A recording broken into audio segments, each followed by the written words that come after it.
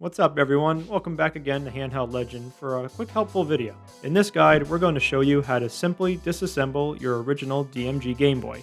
The only tools you'll need is a PH1 Phillips screwdriver, a Y1 tri-point screwdriver, and some sort of spudger tool.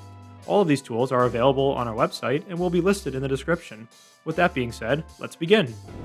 Turn the Game Boy over so the battery cover is facing up. Remove the battery cover and any batteries that are in the console. Then use your Y1 screwdriver to remove the 6 screws as shown on screen.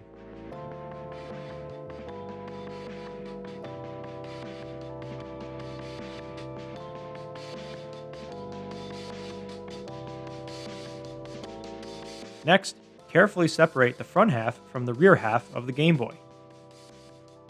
There is a ribbon cable connecting the front shell PCB to the rear PCB. The ribbon cable can be pulled straight out of its socket. If you're having a little trouble removing the ribbon, you can apply a small wiggling motion to help remove it.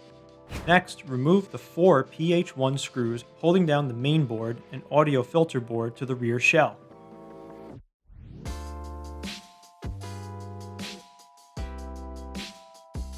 At this point in the process, the main board, audio filter board, and the power regulator board can all be removed from the rear shell.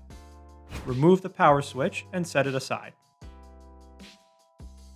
Next is an optional step, which is removing the cartridge shield and battery tabs if you'd like to clean or harvest these parts for a new build.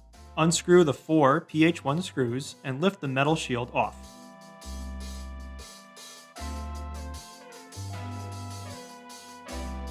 For the battery tabs, use the spudger tool to release the metal locking tab on the rear shell. And repeat this step for all 3 battery tabs.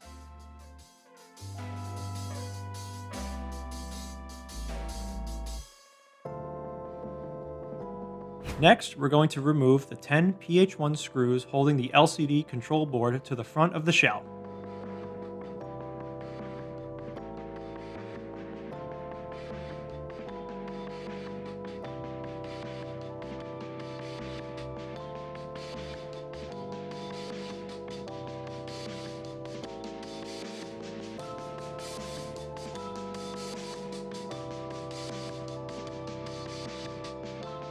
There is a thin strip of adhesive between the board and the front housing which may produce some resistance when trying to remove the board from the shell.